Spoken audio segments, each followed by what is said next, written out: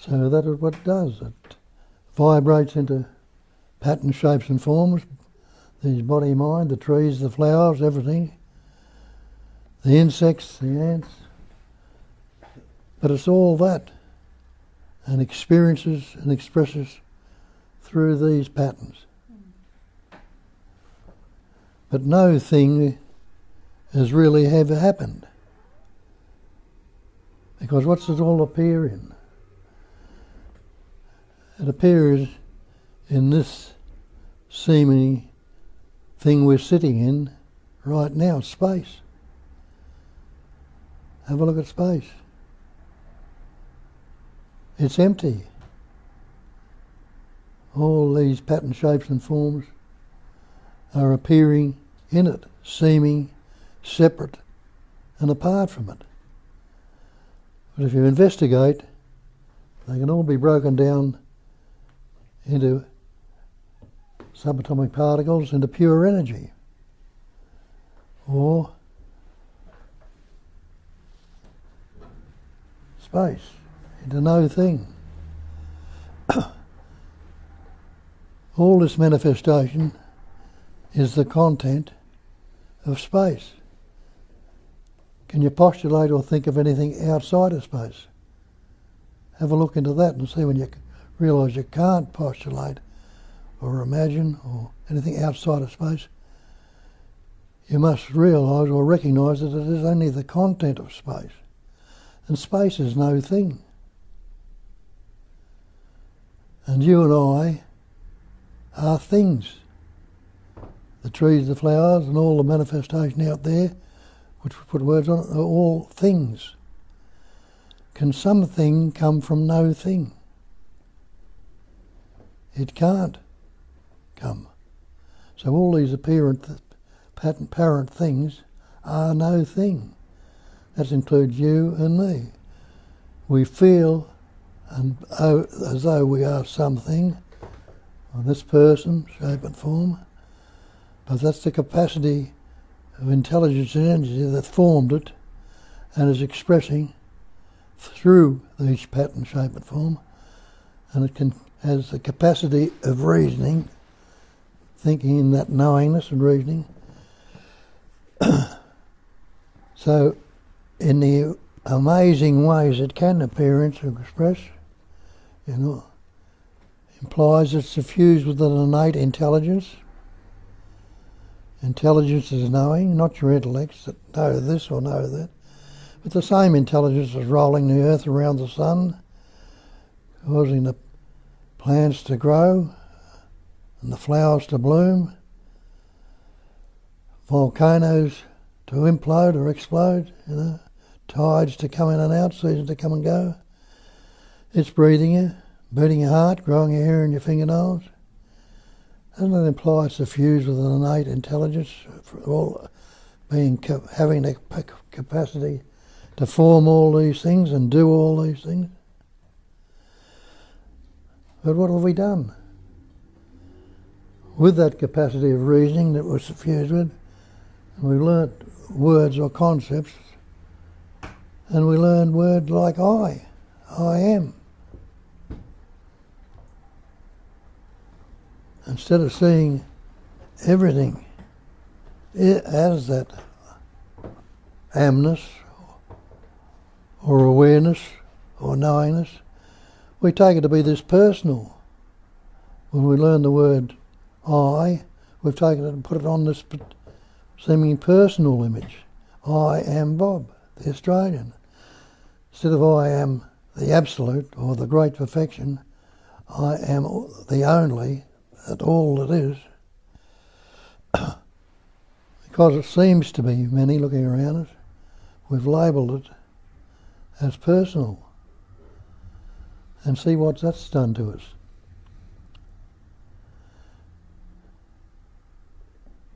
What can you add to the absolute? Nothing. What can you take away from it? It just is. It vibrates in its opposites, the pairs of opposites, seeming dualistically. But it's inseparable. It's indivisible. And if you look into that indivisibility and inseparableness, What can you ever want of anything else if you're inseparable from it?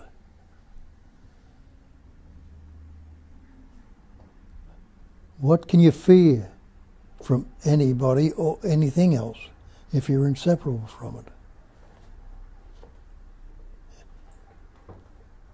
Who is ever superior to you if you're not separate from it? Who is inferior to you? And what about all these so-called needs and wants? Does the absolute need anything? If it's all there, already, appears there. But you see, we've separated and it doesn't belong to me, it's not mine. And so it causes problems. But not really. Everything is me and everything is mine. It's all absolute. There's no separation from it whatsoever. And you and I and everything else is that. Absoluteness. Or what they call in Buddhism the great perfection. And the great perfection is non-conceptual awareness. Now have a look again, investigate and go along. Are any of you unaware right now? Or not being? No, you know, I'm not unaware, so I must be aware. And I can't negate my beingness, the beingness, I could call it my beingness, but the beingness that is me, that's patterning, shaping and forming and expressing as me, it's not mine.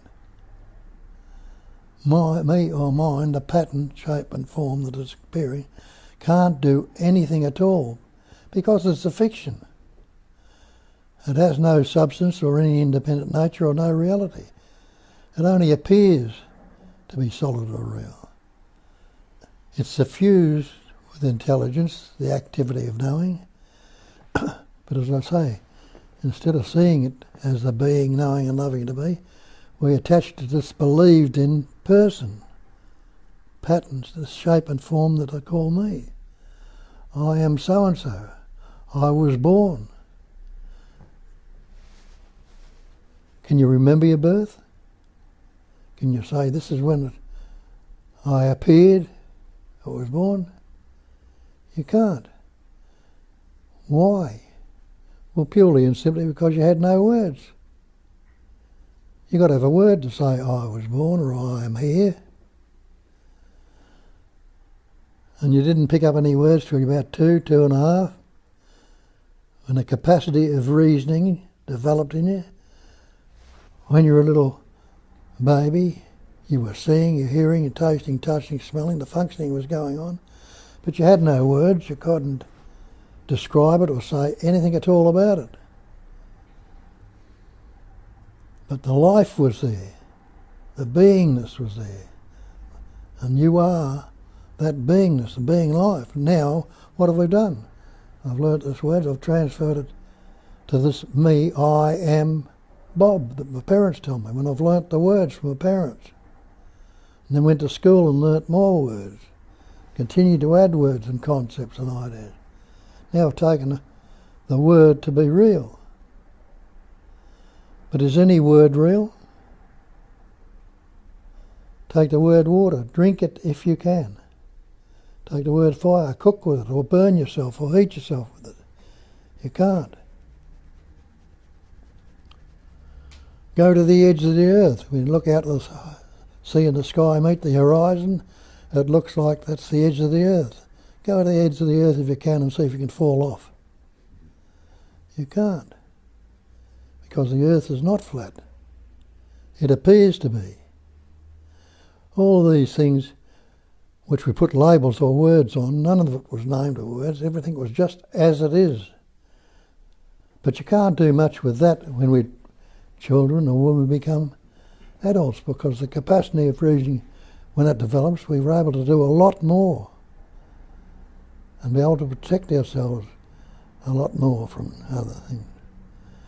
And in tune with that awareness or life essence, being in a tune, let it function as it is, and just the same as it's rolling the earth around the sun, seasons coming and going, the tides coming out, and the planets, stars forming, volcanoes, tsunamis and everything.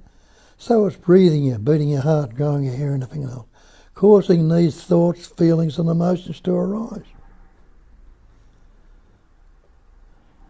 And are we going to put the same meaning into them and same label on them if you realise it's not the separate entity, the seeming individual, this personal thing that's doing it, that it's happening without that?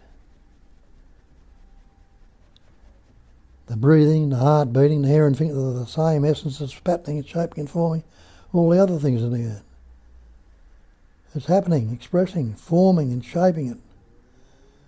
And the forms break down, go back into the emptiness again, into the space. And other forms appear out of the space. But it's not the same, exactly the same pattern, shape and form. But it is the same life, or essence, which is in everything. It's in the cat, the birds, the animals, the flowers and the trees and everything. All got that sentience or life essence suffused in them all. And you are that life. So are all these so-called other things, the they, and the this and that. It's all the one essence that's patterning, shaping, forming, experiencing, expressing as everything. But we've shut ourselves off in the belief that we are this personal. And the person, word person, like a lot of other words, come from an ancient language. Latin, persona, the mask. And the mask we've got upon ourselves is this conceptual image, that I'm a body, that I'm a mind, that I am this separate entity. When it's only a minute expression in this absolute. And it hasn't divided itself or separated itself from the absolute. It's still the absolute. But with those words and concepts and the ideas that come from it, we've divided it and seemingly taken to ourselves, I am this person. I am this body. I am this mind. I am this reality. Not at all. The essence that forms those patterns that you are is the reality, and that's what you call the awareness, the knowingness, the cognizing functioning that's in that body. And it needs a pattern to express through. So it forms this body-mind essence and expresses through it. And the words that are coming out of this mouth, that needs a mouthpiece to express through. So it's got this body that formed in it. It's got a heart, lungs, air, all the things. Brain. Now, if it didn't have a brain, what could it express? Didn't have a heart and breathing. What could it do about the pattern shapes it forms? Could it feel? Could it taste? Could it touch? Could it hear? Any of the sensations? The sound going out there in the space, in the movement of space. But that sound can't say, listen, I'm here, I'm a good fella, or a bad fella, or I'm no good. It's just the vibration, the primary sound, the vibration, the great moan of the universe. So it hasn't divided itself further into pattern shapes and forms that have these words and can speak, say them, and express them through this thing called mind. So the bodies are necessary to express through, but the body is not the reality. And you, as the person, is not the reality. But as the very life itself, you are. Because that life is not separate. You can't divide it. It's absolute. So it breaks itself down so it's able to express in these different pattern shapes and forms. In the insects, in the birds, and the people and everything in it. So it's all that one essence, patterning, shaping, forming, expressing as everything. And you are that. Investigate and see for yourself. We have this capacity of reasoning, and that's a very useful capacity. But like everything else, it's a vibration. It's all a vibrating pattern of energy. And in that vibration, it divides. Look at the way things vibrate. As Shakespeare tells you, there's nothing either good or bad, but thinking makes it so. The thinking is going on, and what does it do? See how your thought functions. You read it in the past, which is memory, the future, which is anticipation, imagination. It's either good, it's bad, it's pleasant, it's painful. Words we put on the things that are going on. Happy, it's sad, loving, hating, positive, negative. All vibrating. That's the only way anything can vibrate. It's got two ends to it, seeming to goes a certain direction, can't go any further, turns and comes back. Like as I say, the stick's got two ends to it. The coin's got two sides to it. But it's the same thing that's vibrating. The gold and silver earrings, watches and things like that, they're still only gold. Things made out of gold. But see the label we put on them and discriminate them? Doing it with everything. And take it to be different.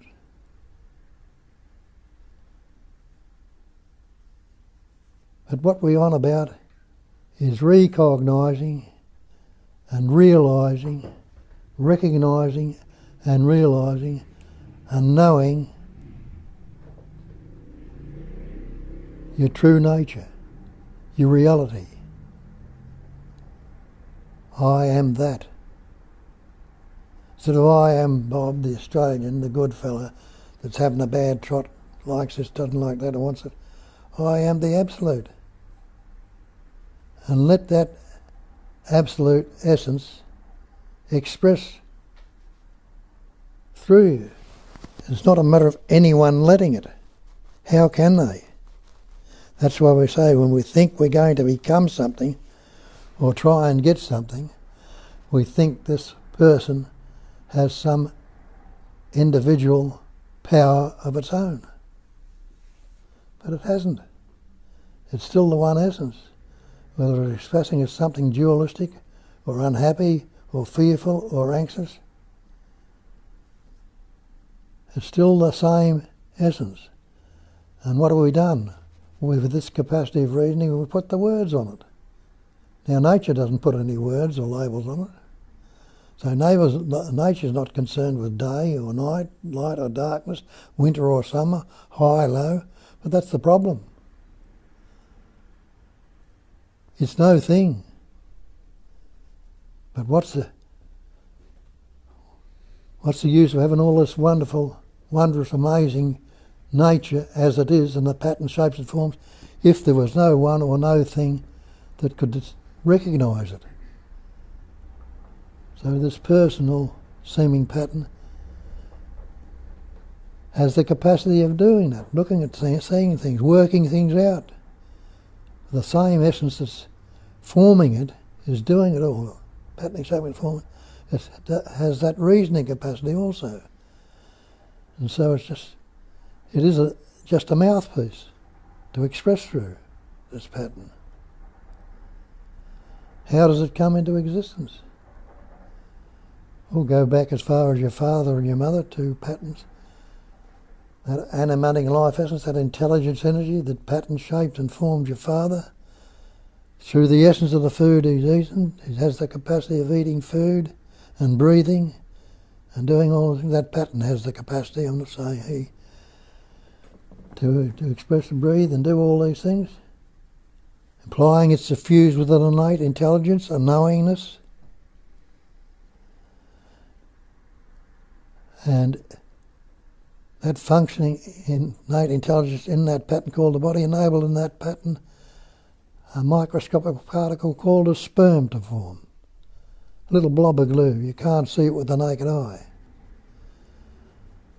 And it is suffused with that innate intelligence energy. It knows what to do. And the same in your mother. That animating life essence in your mother, again through the essence of the food. So the food has its place. It's helping keeping this pattern going. And the breath didn't have the elements in it, the oxygen and all the other air and things like that. It couldn't have any life. Enabled in the other pattern, the mother, another microscopic particle called an egg or an ovum to form. And that egg or ovum is suffused with that intelligence. It knows what to do. It attaches itself to the wall of the uterus. Did you think it could do that? If it was just that blob of glue, what it comes out at? Yeah. It couldn't. So it's suffused with a knowing there and what enabled it where to go and what to do. And the sperm swam to the ovum. Put it under a microscope and see. You'll see it has the capacity of swimming. And when those two came together, the genes and whatever other else is in it, doubled that cell and doubled it again and again with the food, the prana and the breath, enabling it to grow and double and form a little fetus, a little embryo, which is what you are today. How many words did you have then? None. Could you say, I'm going to do this or going to do that? You couldn't while you were growing. You didn't even have a brain at certain stages.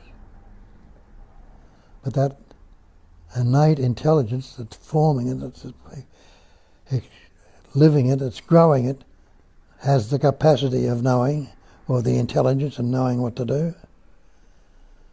And even when the words come about, the reasoning through the pattern, it has that capacity of doing it. And we've taken on the idea that I'm thinking, I'm reasoning, I can do this, I can do that. Never could, never would, or never will be able to. It is life itself, godliness, if you like to call it that. A lot of us have been into these traditions that have formed around it because people recognised there was more to it than just being a person, a human body, and gone into the intelligence. And things have come up in that intelligence and reasoning the capacity. And they come to the conclusion there's a greater power than what this I am, this sense of presence that functions as the thought I am and taken to be this body. The I am, the sense of presence, is much greater than that. But the body thinks it's taken on and thinks it has the power and the intelligence to do these things. And it immediately falls apart, doesn't it? Because we learn words, take the words to be real. And then we would put images and labels on these words. And labels like fear, anxiety, stress, guilt, shame, remorse, unhappiness, depression, jealousy, envy. Put all these labels on instead of existence, consciousness, bliss, or being, knowing, and loving to be. So they've broken it down from the absolute into the separate entity, the individual. And taken it to be a personal self. But even these great traditions that have been down there, will tell you, it's absolute. There is only one self, one Atman, one God, if you like to use that term. But they take it to be separate, not recognising that it's all expressing. It's the oneness expressing. It's indivisible. You can't divide it. It's inseparable. You can't separate it. But the thoughts, the words, the ideas, the concepts are constantly dividing and separating it. And what happens? All these concepts get louder and stronger. The fears, the anxiety, the depression, the guilt, the shame. They get more seemingly, what did you call it? Seemingly more have seeming power to themselves and seemingly have the capacity of doing things and all the rest of it. And we seemingly get locked into them more and suffer more and more because of that. More fear, more anxiety, more stress, more unhappiness, more wars, more this, that and the other. And more guilt and jealousy and fear and envy come up. And we come nutcases, a lot of us. Ratbags. All because we've taken on a belief. Another word, we've taken on a lot of words. But have a look at this word belief. See, it's an unquestioned acceptance of something in the absence of reason. Means we haven't looked at it, investigated it and reasoned it out. People tell you you're this body, you're this, I told me I was Bob, the Australian. Didn't question it. Took it as a belief. And believed it. When I went to school, they reinforced it more and more. Wherever I went, it was reinforced. And I began reinforcing myself and locked into it. And the suffering and activities became worse. But fortunately, there was a recognition that there had to be more to it than this, and started to look at some of these other traditions. They seem to be pointing to something a bit further.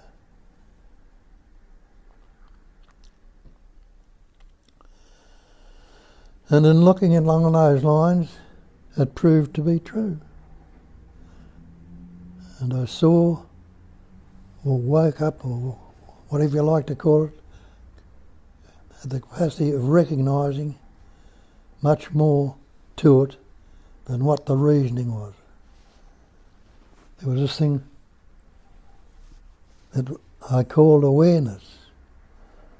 I wasn't unaware, as they described it in some of those great traditions. There's Satchitananda, Nama Rupa, existence, consciousness, bliss, name and form. The 5 factors they'd investigated.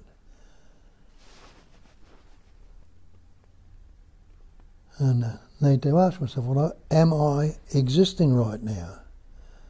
Well, what I know as existence, yes.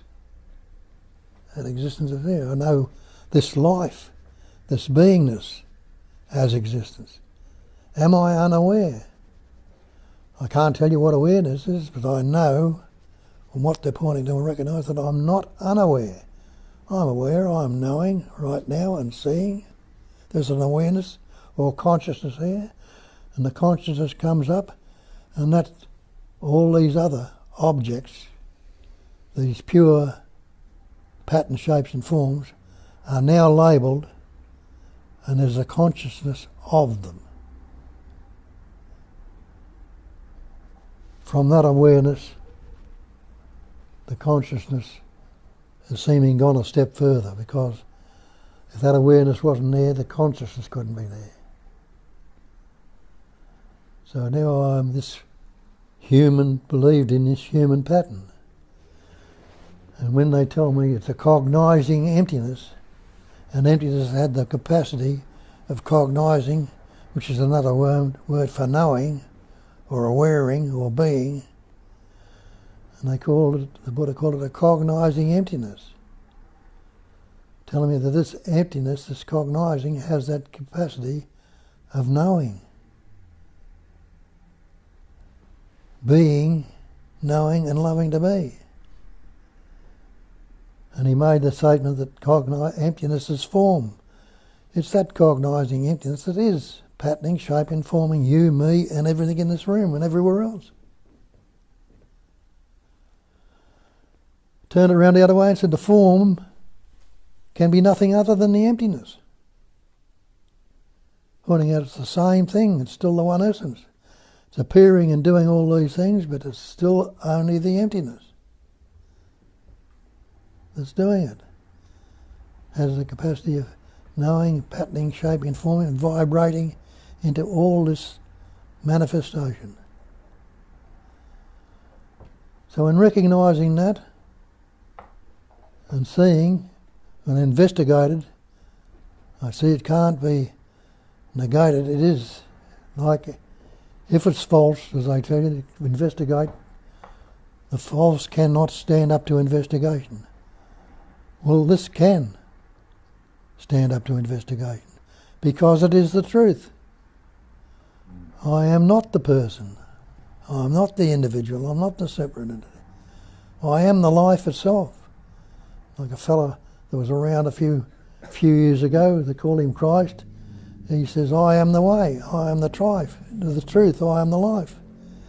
People thought he was talking about that pattern, he called it something. It wasn't.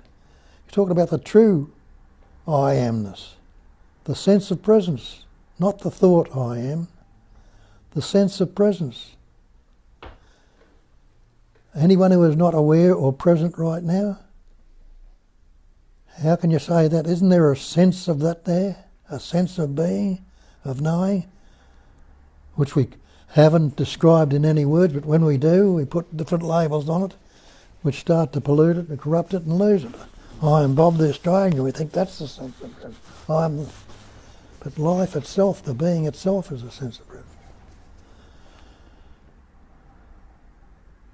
So that's what we need to do. Yeah, well, you mightn't need to, but if something comes along that things are not going well enough for you, maybe you think you've got to look a little bit further, and you look into some of the scriptural statements and see you don't get, they move you along certain pathways, but you can't seem to get any further with them. And you've got to take that final step for yourself, because nobody can ever do it for you. How can they?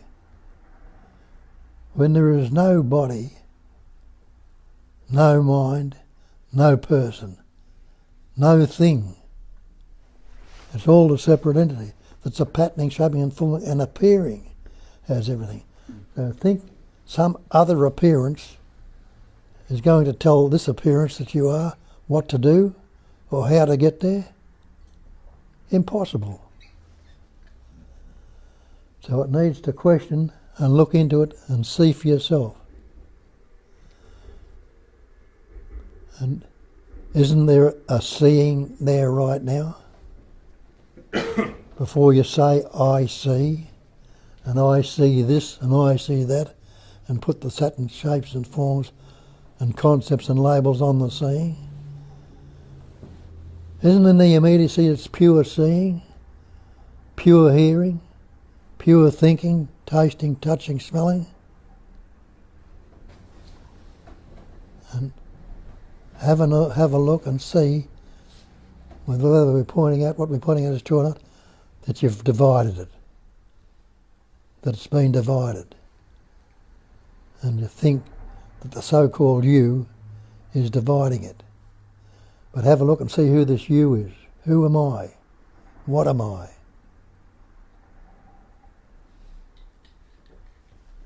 And what's that primary thought? Is the thought I am.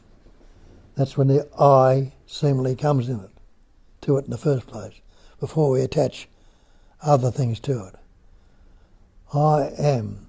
The I am is something that's happening right now in this immediacy. It's not I was, or I will be, or I can be, or I might be. It's I am. Aren't you all knowing that immediately? And what is it? It's a sense of presence, of being aware, of knowing right in this immediacy, isn't it? So, as Christ told you, I am the way, I am the truth, I am the life. You can say that and know for certain that you are that. And there's the that again that we talked about earlier. I am is that. That is what I am. Innately you know that because that's the chair you're sitting in. That's the carpet, that's the tree, that's the flower. Everything is already that. But it's not good enough to discriminate it. We put labels on. Put the chair, the table, the carpet and everything else on that divide it. And give it the sense of something different. So we say start with the fact, whether you know it or not, that you are already that. And that saves a hell of a lot. Because if you start with the fact, which we have been doing, that I am this person, that I've got to become real, I've got to meditate and realise and know the truth and become real, it doesn't happen. Because how can what you already are become anything more? It is absolute. So that's all I can point out to. I ask you to look along those lines and see for yourself. Question it. And if you've got any questions here, question it. And some of you are seeing it and knowing it. And the point, that's a sign already that you've moved further from what the ordinary great traditions tell us, that are stuck in the idea that there is a God, a higher power, and there is this separate entity, this being, that's a sinner, that if it does this and does that will become realised or whole or complete. Got you on a long journey, a story that has a beginning and an end. But if you are presently aware right now, when does that begin? When does that now begin? When you realise it must be beginning right now. I'm aware right in this moment, this presence. Does it have any ending? Well, it's already ending, but it's beginning again. It hasn't got a time to be completely ending. It's a vibration. Whereas the thoughts or the words and the stories have a beginning and have an end. And we've done that with the words we've learned. Instead of seeing there's two ends of the one stick, this is good, and it turns into the bad, we try to get rid of the bad. We try to keep the good and get rid of the bad. Instead of realising that it's still the one stick, and if you turn the coin over, you'll see the other side of it. If you leave the thoughts as they are, the bad will change. If you're not fixating on it, not sticking on it, it'll come back to the good again. And the good will change. And go back to the bad or some again. Because it's constantly vibrating. Constantly changing. The manifestation itself is transient. Thousands of cells are dying in that body right now. And amazingly enough and wonderfully enough, they're being replaced. Being replaced. It's not the same body you walked into the room. So when you say, I am that, you're not that static image. You are the transient itself, the movement, the intelligence energy that's constantly vibrating and living. Know that for certain. Recognise it. It's entirely up to the so-called you, the pure beings that you are, in recognising its own true nature. So away you go. Want to say something, Kat? If there's any questions? Hi everyone, and hi everyone who is with us online. I have a lot of good morning messages and love messages, and I have few really brilliant reminders from our Bill. So he says, Bob says you won't get this with the mind. That's the main point. Who's that? Bill. Bill. Yeah. And now Benjamin, it says ego mind is dividing it. And Bill says, you, the body mind, will not get this. You could get, how could you get this? There would be you getting it. Impossible. That's a good, nice logical proof of impossibility of getting it. Brilliant. And Blazenka says, thank you.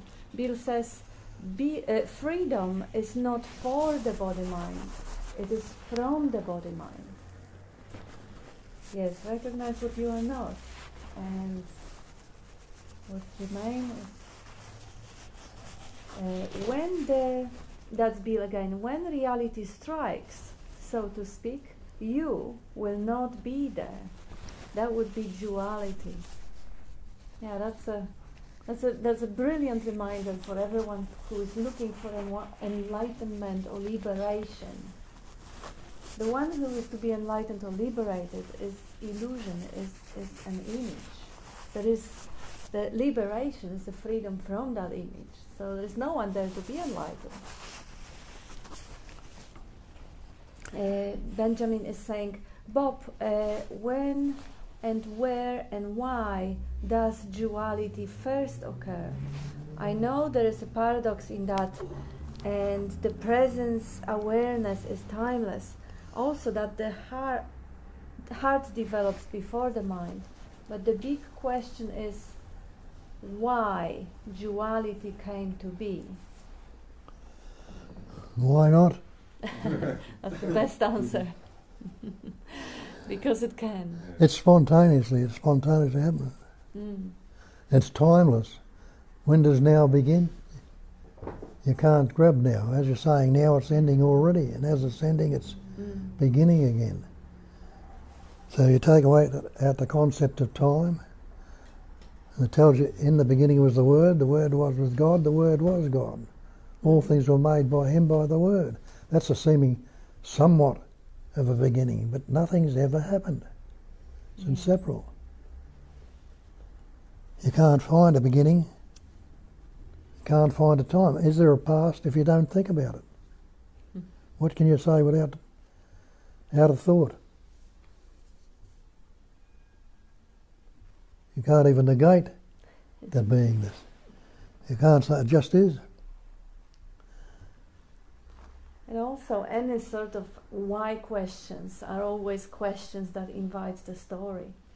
You can say why because the duality wanted to experience itself, or why because awakening wouldn't be possible if you don't fall asleep, why because there is whatever the story is.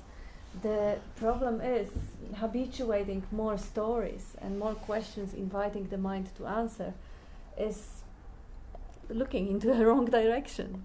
Like Bill said initially, the answer is not in the mind, it can't be found there. And the question why is the question which calls for the mind, and no answer will be true. No answer will be the reality. Why duality? John David says the conviction Bob speak from has lit the fire that blazes in my heart. It has been guiding light in this life. I love you, Bob and Kat. Who's that? That's John David. Oh. We love you too, John. Thank you. Yes, it is the heart that resonates. It is not the mind that gets the right answers. Why is it happening? How is it happening? When it started? Where it started? Those are obviously, if those come up, sometimes it is helpful to get them dispelled so the mind gets quiet. Initially, that helps to just look deeper, but ultimately, those are just provisionally answers. Those are just to really pacify that narrative. They're not ultimate answer. Ultimate answer is from here, from the sense of presence, the being, the obviousness, the undeniability of it, the fact that it can't be questioned. It stands up to investigation, as Bob says. Nothing else does. But existence is the only thing that stands up. Good. You may discard it all you want, but it stays there. You have to be there to discard it. The being. It's go back to that thing when we were kids. Why is a crooked letter that can never be straightened? Well, what are they telling you there? You're going to ask why? Yep. So Jane, absolutely brilliant pointing. Thank you, dear Bob. Blessed is an inadequate word to describe the gratitude here for the pointing over the past 36 years from so-called you to the so-called me. That's from Jane. Jane. Yes. Mm. Thanks, Jane. Keep going. Keep going. Hmm? Keep going, they say. They invite you to keep going. Go where? Did you want to contribute something, Peter? Oh no, not really. Not right this minute. Yeah. Anyone else? Would you like to say something or ask a question or share your insights or your doubts or anything that comes up? You can do it. Did you hear Bill? The first things he was saying? Mm. Got a good grasp of things? Yeah. All of you have. Mm. Been listening to this. Don't keep it and let it out. It's taking up space. Yeah, empty your cup. Emptiness is good. Yeah, Adrian.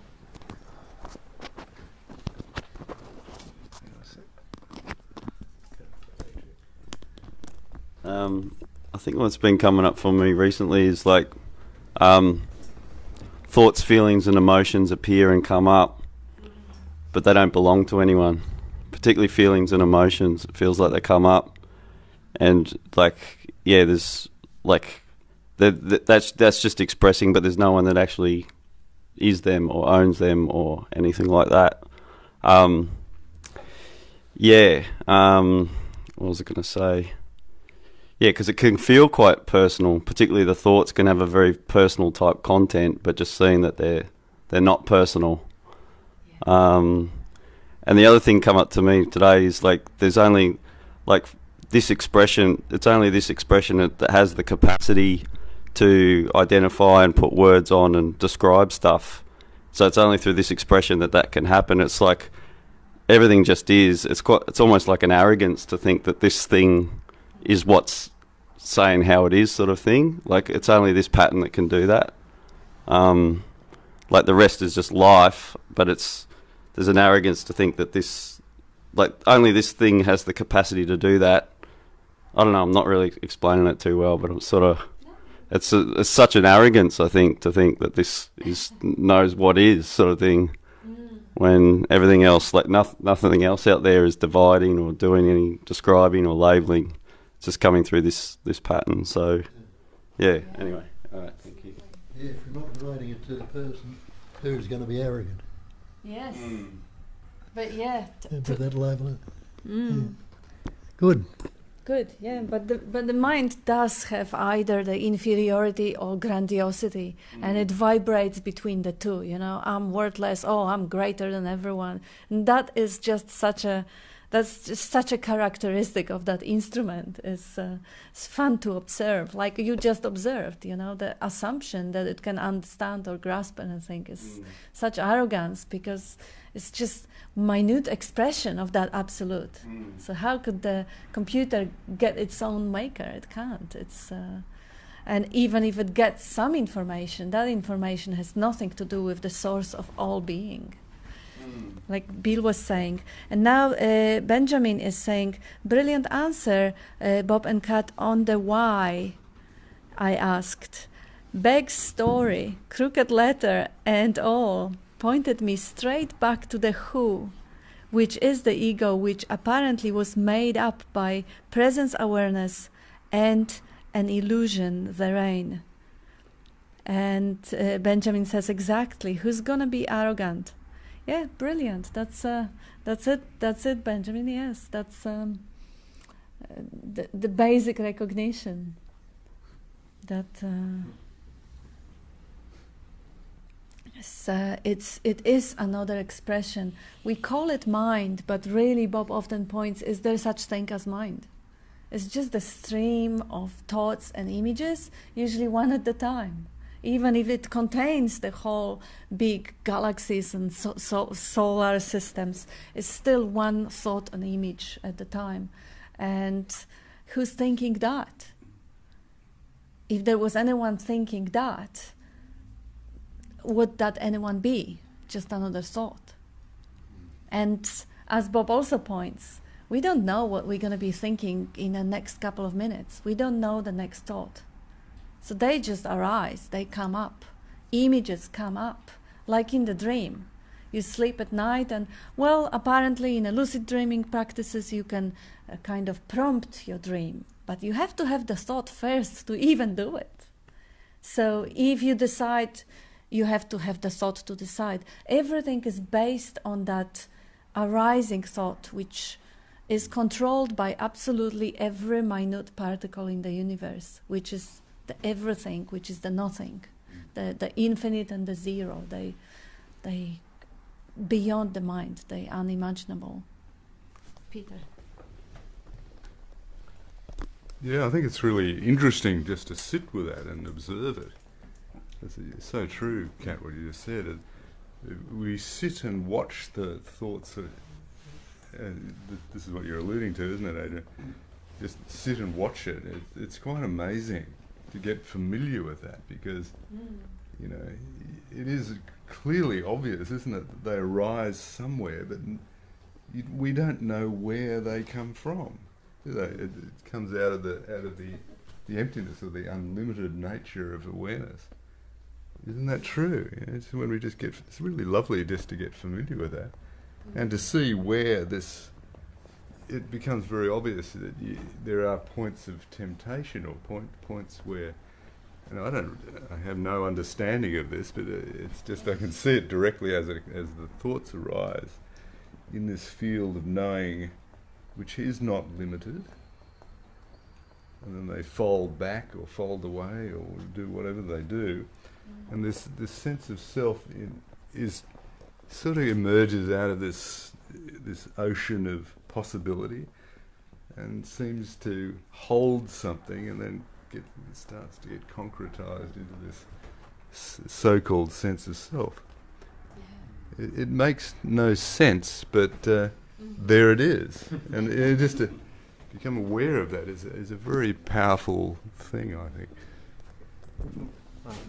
We were sitting around the fire on the other night with people, and there's a roaring outdoor fire, and the stars were blazing, and the trees were, around, and everyone's trying to work it all out here, and all this stuff. Like, and it was at one point there seemed to be like this sort of arrogance in a sense to a little thing here, this little thing coming up with, but it was so obvious, like the fire's just roaring in front of everyone, and the stars are just blazing, and the words are just coming out, and like it's just so obvious that there's no doer, there's no personal thing in that can figure anything out, because this is the expression, and this is the life, just in a perfect display, in a roaring, magical sort of show, and yet, oh yeah, there's a roaring magical show, but I think it works out like this. I think it might be like this, and it might just forget it. Like that's so much more unsatisfactory on every level than the actuality of the show without that story or narrative. It's just pretty cool. That is beautiful. Roaring fire, when you sit in front of a roaring fire and the spark comes up, where's it go? Well, yes. Watch it bang, it disappears. But I love that expression of really a contrast. You highlighted the contrast between that unbelievable beauty and complexity of what is and the ridiculous idea of trying to work it out with a thought. Thought is just so flat and lifeless comparing to that immensity of the miraculousness of that. Yeah, I remember just that's what my profession was for most of my life, driving ships and walking on that helicopter landing deck on the top to just feel my own nothingness and disappear in the vastness of sky and ocean. Just in the middle of nowhere with nothing else to see. That was a relief. But I imagined the situation where, and that was actually the life experience. Most of the people being with me in that situation would just completely miss out on the opportunity it poses and live in the past or future what is not there and make themselves miserable. Completely missing out on that incredible moment, which is never ever the same again. Whether it is a fire or the ocean, whether it is this room, or whether it is the moment which mind labels as boring. That's inattention. It is still something that will never ever be the same again, and is something that thought will just make flat and boring. But in itself, it is incredible, is breathtaking. I think I have another comment. I saw that. That was Jane says thanks again, Bob, Kat, and everyone. And Gilbert says, observe the disappearance of a thought and be quiet. That's brilliant. Yeah. Because those thoughts, they don't last. See them going and stay with it. Benjamin, yeah? Oh. Benjamin says, Bob said something to me yesterday that made it real. And these are not his words, but my interpretation. Imagine presence awareness made our individual egos up. In that one concept, he blew away the fuck up. He blew ego the fuck up. Illusion of illusion, the thinker is thought, says Amarnath. Yes, I know what you say. Basically, that conceptual image is also made up of life, because there is only one, there is only life. And even the so-called ego, which basically is an association with some personality pattern or set of values that the body has, is just an identification, misidentification, one could say. Because if you really look closer on it, it's a set of concepts, past memories and images which are not even always there, and which are not even solid. I mean, you may have the sense that, oh, I am worthy today and I'm unworthy tomorrow. I am a woman today and I'm a mother or a daughter or whatever. Those are all really fleeting images, nothing solid about them, nothing trustworthy about them. So just as Gilbert say, see the thought gone and be quiet. Bob says, don't embark on another thought, or let the thought ride on the breath. Just breathe in, inspire a thought, breathe out, let it go. And a thought is also, I suppose, a thought is also just a label itself, isn't it? Yeah. The word thought, sometimes we give this meaning to thoughts, but the thoughts is just a label. Mm. So it feels like it goes another step or something. Absolutely. Oh, it's just discarding that as well. Yeah, good point. Yeah. It's just sound, really. Sound's a vibration. Vibration's a movement of energy. Yeah. Mm. Yeah, even to call it thought is already said too much, or call it image is said too much. Even calling it pure energy or vibrations already said too much. Like again, as Gilbert said, let the thought go and be quiet. In that silence, it reveals itself, like as a roaring fire or as whatever is. Or the moment when the nothing is, and the nothingness of everything is recognized. And we have Amarnath saying, background of thought is not affected by appearance and disappearance of it. Absolutely, yeah. Even that is seeming duality, that there is a background and there is a foreground, or there is a screen and there is what appears on the screen. But that's only because language is duality by essence. Like language is constructed in a way that everything has its opposite. It can't be expressed in any other ways than dualistic ways. But yes, Amarnath, absolutely. And Benjamin says, stop calling it in the first place. Yeah. And that's it for comments. Anyone would like to add something? Yes.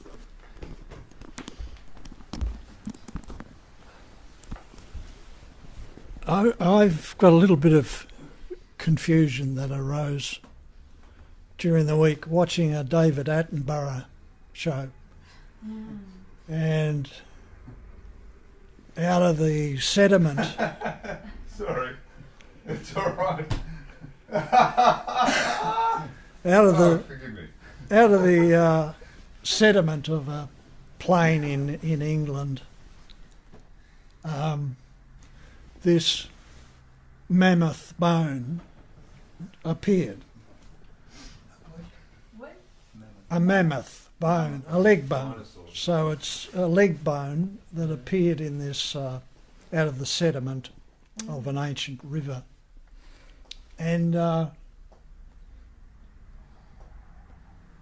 confusion was, there is a sense that there is no time, and in this presence, this present moment that has no beginning or has no end. And yet there's a story about an ancient past that seems to be validated by the archaeological record. Right. So there's confusion about that, because I'm sure Peter will enlighten me on that. Well, that's a good. I'm glad you brought that up. Yeah, there's another way to look at that. I mean, I having been in a scientific background myself, I really realised I had an experience. The fact is, what's going on is all now. Like and one can see it in terms of a fantastically beautiful and elegant idea, you know, that and this somehow saves me from the drudgery of the confusion of logical thinking as a means of escaping this problem or this dilemma. Is simply to dissolve in the beauty of the theory of evolution, for example, and that why can it all not appear now? The whole thing, the fossil record, the play of so-called evolution, the absolute beauty and stunning beauty of the idea of evolution as a solution to the seeming evidence in the fossil record, and the abundance and diversity of animal life across the world. It's all just so, in its essence, as a direct experience, is so beautiful. Do you see what I'm driving at? Perhaps not. You want to say something? Yeah. Sure. I think, hi. I think that the mind in its nature is analytical. Like I've just finished uni, and you're trained to analyze things and come up with an answer that fits within a construct that fits within the ideas that you've built, like mentally. And I was reminded when you said about a dream, and we categorize dreams as not real, and this as real, this materialistic experience. And I had a dream last night about a chameleon, right? Like the chameleon, the lizard, it's changing colour. And I haven't seen chameleons for a long time, but I could see it in such detail, the little scales around each eyeball and the way their eyes move in separate directions, like binoculars, like these big bulbous eyes with the little eyelids. And I could see every detail of the chameleon, like it changing colour to be in the tree, and it was so real. And I woke up questioning. I woke up in this blissful state, and then I started questioning, why did I have a dream about a chameleon? And then I laughed at that thought, because, why not? Like, I was trying to work out, have I seen chameleons recently? Maybe there's been chameleons in my subconscious. Like, I was really concerned about the fact that I had a dream about a chameleon and I didn't know why. But it didn't matter that I didn't know why.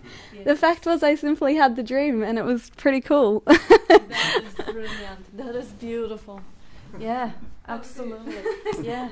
The amount of exploration of the mind. What you say, Ross, is also very interesting, not only from the perspective of the whole evolution and time as an existence. See, we are actually using pointers to time, to dispel time, which may seem even more ridiculous. Like, okay, 2 or 3 billion years old, who cares? How about being 2-year-old and learning language? That implies time too. Now I'm shooting our own pointers, because the pointer is only to, if you are locked in some concept in the mind, the pointer is to shake you, and then you throw it away. There is no time, there is no 2-year-old. We say we were 2-year-old sperm and ovum. Bob was saying such a beautiful, beautiful illustration of that omnipotency and omnipresence and omnipower of life animating that sperm and ovum cells that create the pattern that grows. And then there is not even a brain, and people already claim they had incarnations. I don't know how many. They remember vividly 18th century being something where brain wasn't even there to record it. So obviously there is frequencies all around. You know, you are the television, you pick up the channel. So you picked up the channel of evolution right now. You're watching a movie of evolution which is already made, already done in this moment, right now. Movie of being a child, 2-year-old, right now. Everything's happening, like Peter was saying, right now. And you can just appreciate it as a story.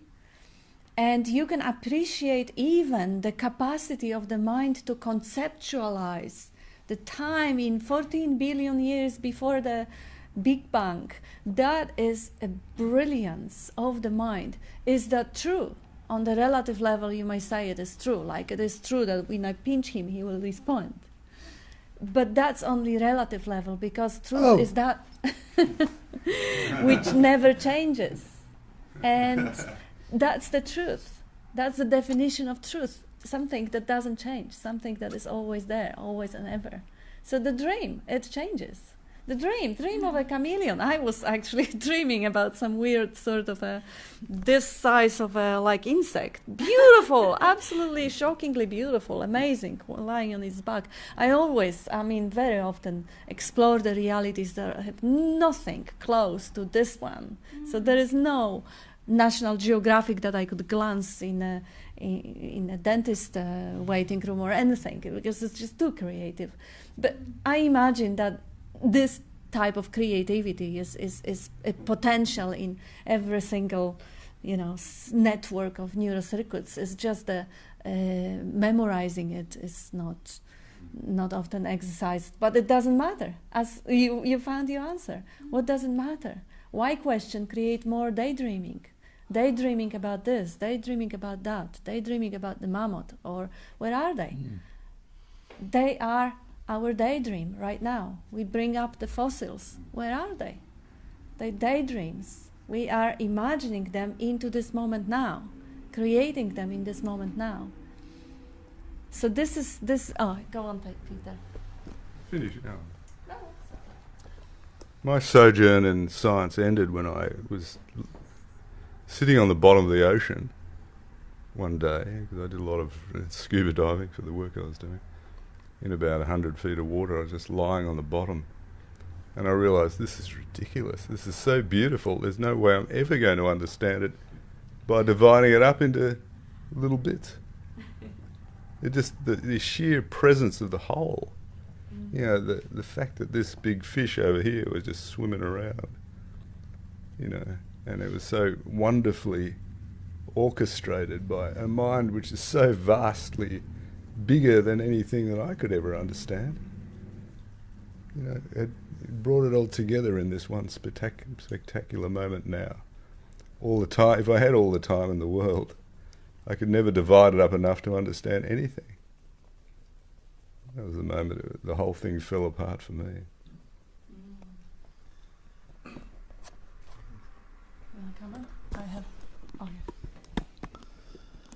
It's all spontaneous, happening in a moment. But as soon as it's spontaneously there, we add the story to it. So many years back, in that moment, didn't know anything about 1,000 years back or whatever it was, when the mammoth bone was there or when it wasn't. You take it up, that's what was there right now. Yeah. And then we put the concept of time onto it and say it was such and such and such, you know. Kind of that. Mm.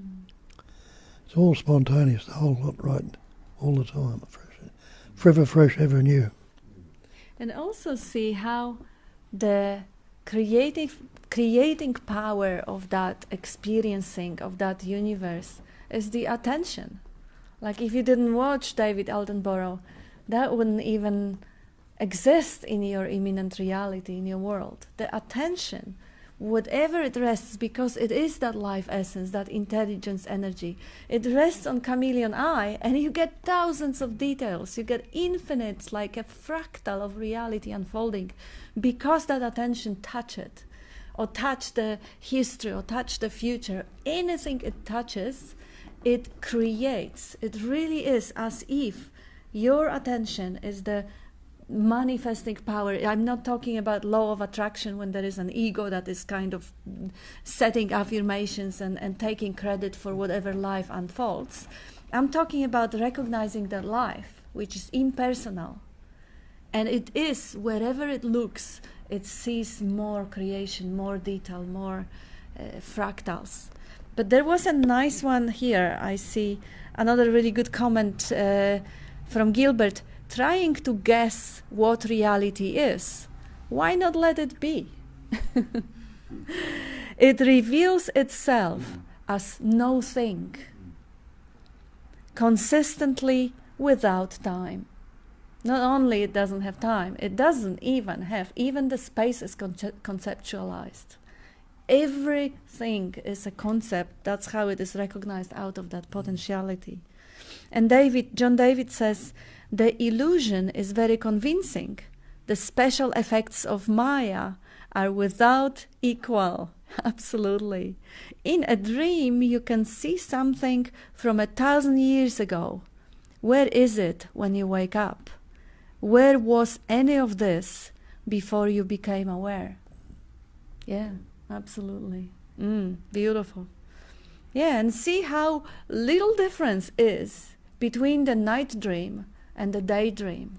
When we are imagining what is not, when we are recalling, the blazing fire or the ocean, it is what is not. It is the daydream. It is imagination. And see how brilliantly we can recall and bring it back to existence in the now. Same with the dream. And where is it? It is all the no-thing. Amarnath says, dream is the best way to understand the phantomness of waking state. Yeah, it is a brilliant metaphor. And it's quite direct too. British Julia says, as the saying goes, you think you're enlightened, go and spend a week with your family. Julia's with her family now in UK. As I work through an intense period of a dream, I'm grateful for being shaken awake again this morning. Thank you all. Thank you, Julia. Looking forward to having you back in Aussie. I hope things will resolve smoothly there. And Amarnath says, thank you, Kat. Whole waking state is simply daydreaming. Yeah. Even when the thought is not, the dream goes on. There is a dreaming facilitated by seeing, hearing, tasting, touching, smelling. That's why we say we are not waking up from the dream, we're waking up to the dream. To realize the dream goes on. But we don't have to construct layers upon layers upon layers of a dream. We can see things fresh and new without much interpreting. And if the interpreting happens, just see it as part of the dream, the storytelling part of the dream. And Benjamin, you do have all the time. You do have all the time. Yeah, you can imagine, create, make up the whole time. If you say time is real, it is in your experience. You say Santa Claus is real, ego is real, well, suit yourself. Not that you have any choice. Is the conditioning. There is no time, Benjamin says. And Amarnath says, timeless appearing as time, indivisible appearing as divisible. And Benjamin says, and there is no David Attenborough. Pretend for a moment that you projected that dude, accent and all. Yeah, that's a good point. Yes, it is a dream. My imagination. He is a figment of your imagination. Yeah, yeah. Well done, isn't he amazing? I think the mind gets a bad rap though at times, doesn't it? Mind and thoughts get a bit of a bad rap at times, like, you know, the creative abilities of it and the dreams, like, is also the expression itself. Like, it is creating and expressing through these different filters and stuff, and it is it as well. Absolutely. Rather than this is bad or shouldn't be happening, another judgment. Exactly. Or, you know, it's just, it gets, well, it's a judgment now. That gets misguided at times, or it goes off into this other content which sort of creates suffering. Yeah, but it can express in so many different beautiful ways. It's all conceptual, but it's magnificent also. So, totally. Yeah. Right. Yeah. Right. Sorry.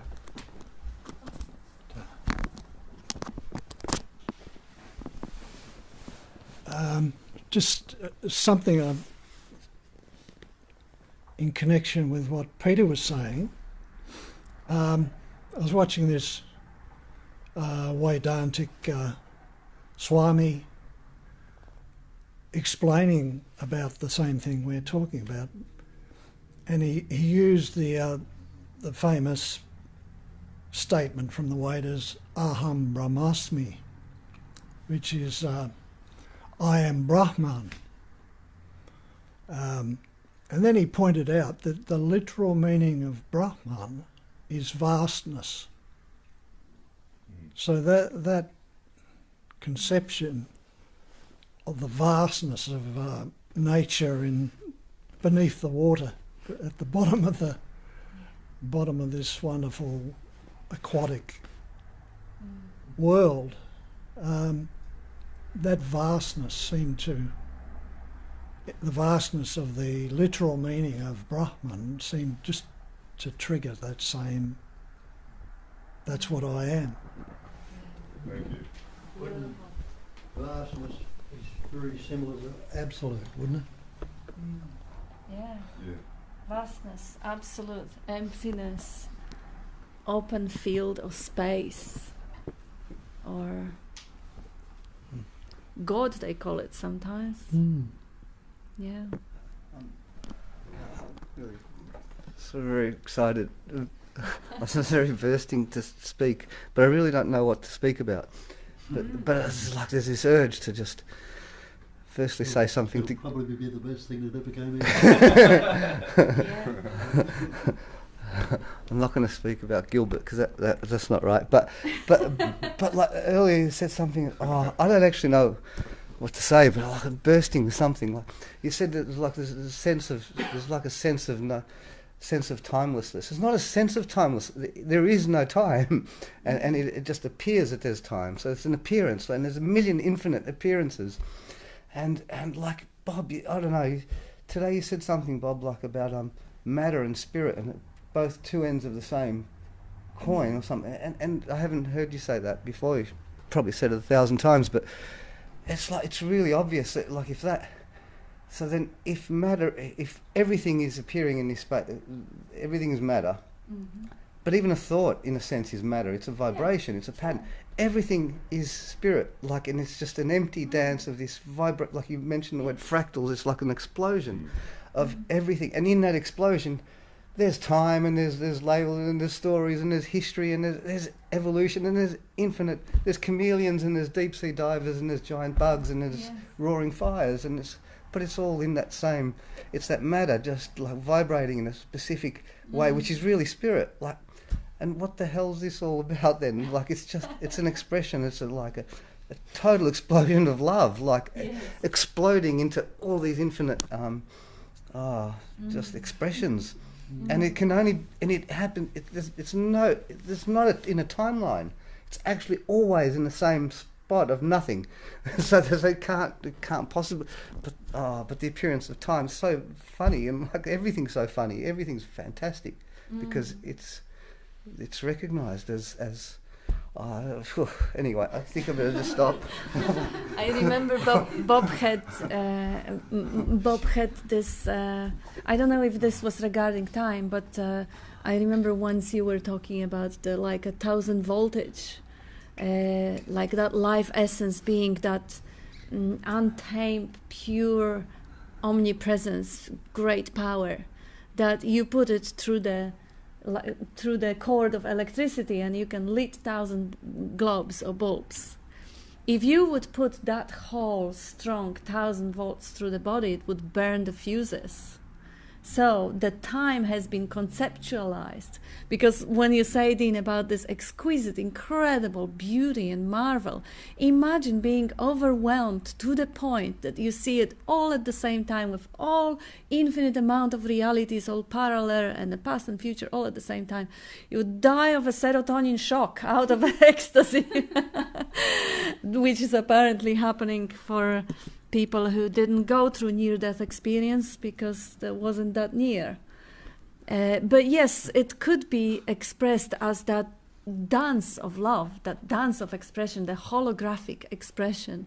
When Nisargadatta is talking about nothingness and wisdom, everything and nothing, everything is the love and nothing is the understanding. They know different. They can't exist without one without the other.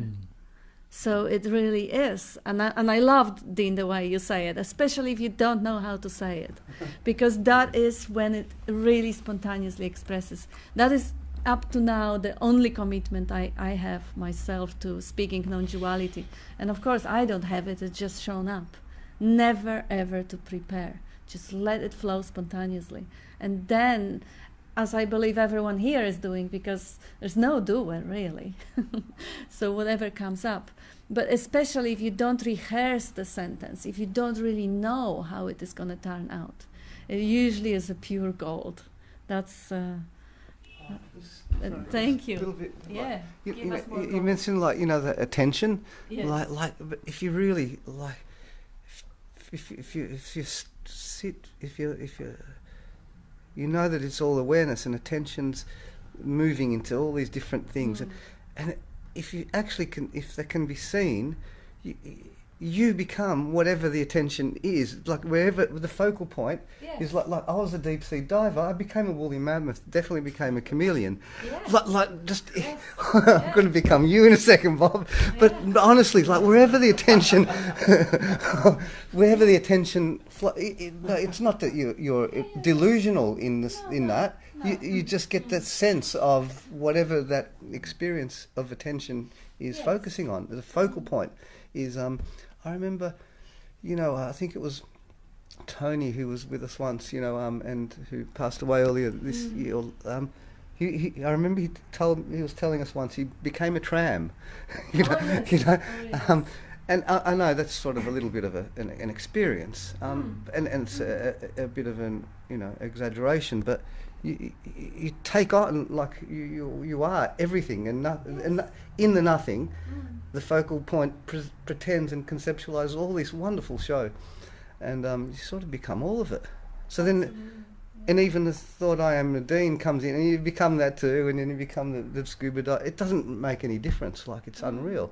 Yeah. So then there's no, I think. There's no focus. There's no central point of any of this.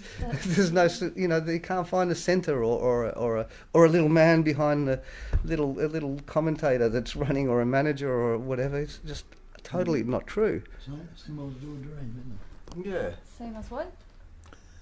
A dream. Yes. Becomes a magnificent dream, though. Yeah. And Nisargadatta had this suggestion to actually do that sort of changing focal point exercise. He pointed out that you can actually do that. You identify as this finger and you've experienced that one. And then you change and you identify as this one, experiencing that one. And he says in the same way, wherever your attention goes, whatever it touches, you can experience both sides of the coin. And yes, it's quite sweet. And yes, just for fun of the experiencing, if the life is moved to do that, try experience yourself being a branches of the tree, or try or anything that moves, and even the space that is moving with you, and what's moving and what's not. And it's just playing with that loosens up a little bit that rigid position of being an entity located in the physical body. It loosens up the image of being a physical body. It is not a practice, it is just something he pointed out that, yes, it happens, and you don't lose your mind, you're not losing your mind when you realize that everything happens within the space of awareness or attention that you are, the consciousness that you are, this body and other bodies. And no body is more or less your body, because the whole world is your body. This is who you are. You are the world, you are the emptiness and all of the forms. Did you want to say something? I think I have another comments here, quite a few.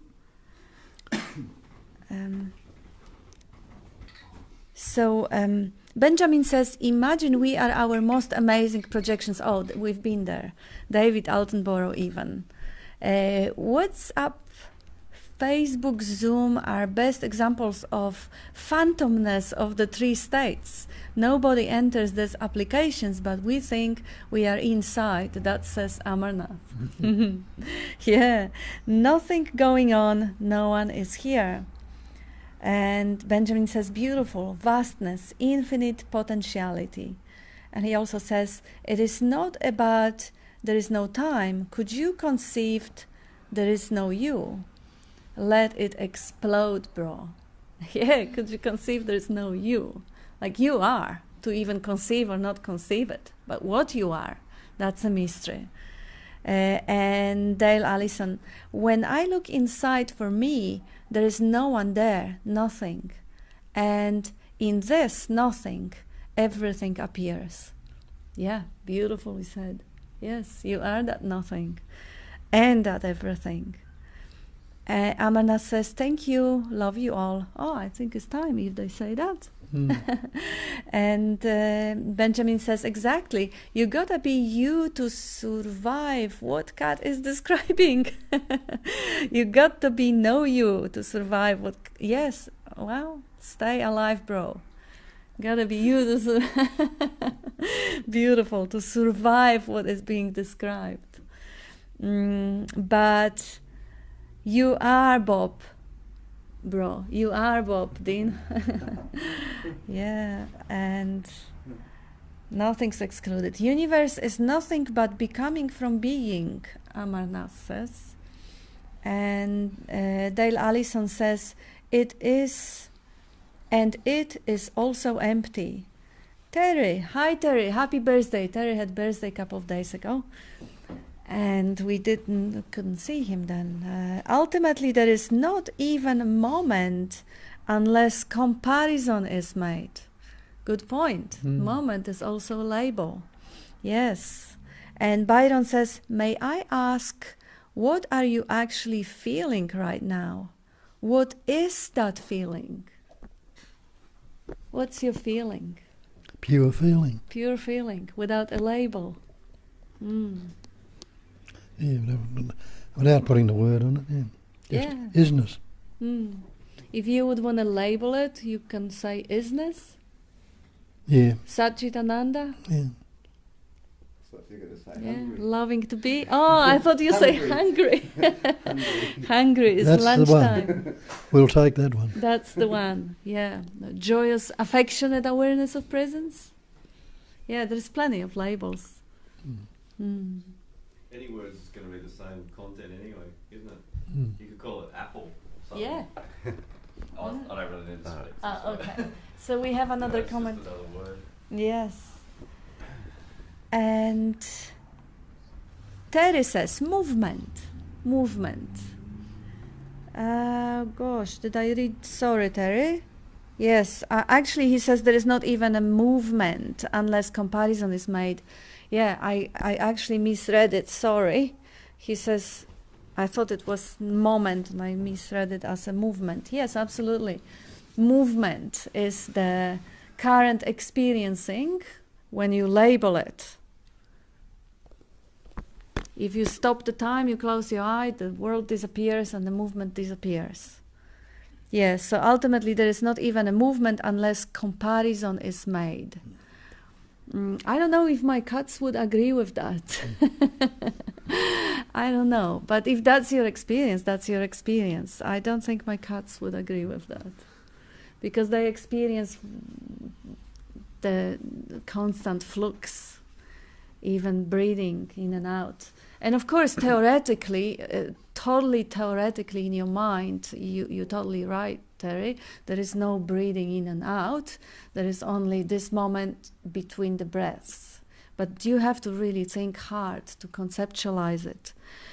I think attention span is designed slightly differently. But it doesn't matter. Movement is a label anyway. Without the label, nothing is really. And Byron says, and if we look closer within what is that feeling right now, if we look closer to what is that feeling, he wants probably some other labels. What is that feeling? You want a label. I don't know what label you want, aliveness or movement or energy, or what label would you like?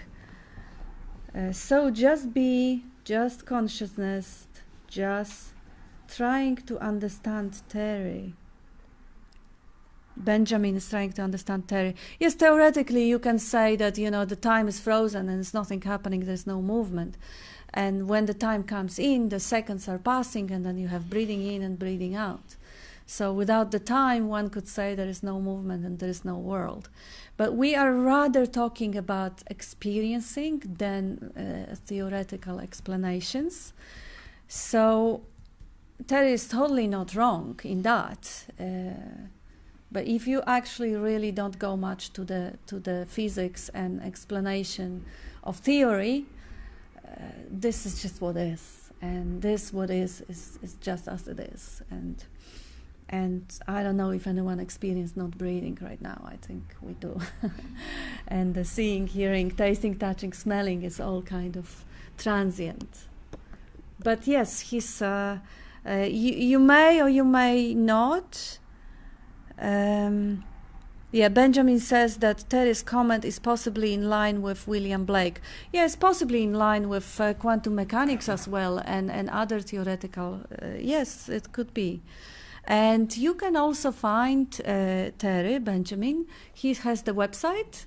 If you Google Terence Stevens non-duality, you can have one-on-one meeting with Terry. And he will explain probably pretty well what he is saying. Blake said in the 15th century, without contraries, there is no progression. Yes, so that's end of comments. No.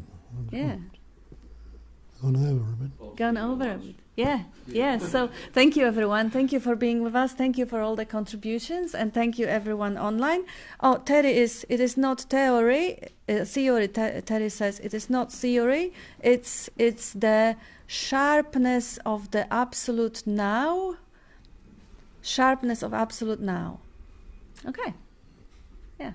Yeah. I don't know if my cats would experience it this way, but that's okay. That's sharpness of absolute now, that there is no movement. Whatever the experience is, whether you experience no movement or you experience movement. Stillness and movement are the same thing. Like yeah. I think that's what he's referring to. Is it not? And I'm not sure. But that's all right. I'll leave it now because we'll end the meeting. And form is emptiness, and emptiness is form. So movement is stillness. Stillness is movement. Yeah, absolutely. They're two sides of the same coin. And then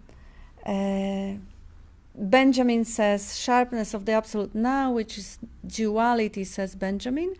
And now we have Byron says Terry is competing with me. No, Terry is not competing. Terry has its own expression, very beautiful and very clear, and we are dear friends. There's no competition going on. He's just pointing to a different aspect, that's why. So, what Dean was just saying, that's probably what it was. The movement and stillness, they're not two. The screen and the form and the emptiness are not two. And movement is mind only, Terry says. Absolutely, absolutely. We're totally on the same page. Movement is mind. Seeing is also mind. Stillness is can't be conceptualized. Everything that is perceived and conceived and experienced is the mind. Thank you, Terry. Finally, we got it. Now this is very, very clear. And absolutely on the same page. I agree. And Maureen says, all included love. And Ram says, I don't think theoretical discussion about the moment are particularly helpful to anyone. And we are going for lunch. Thank you, everyone. Thanks, Bob. Thanks, Kat. Thank Thanks, you. everyone.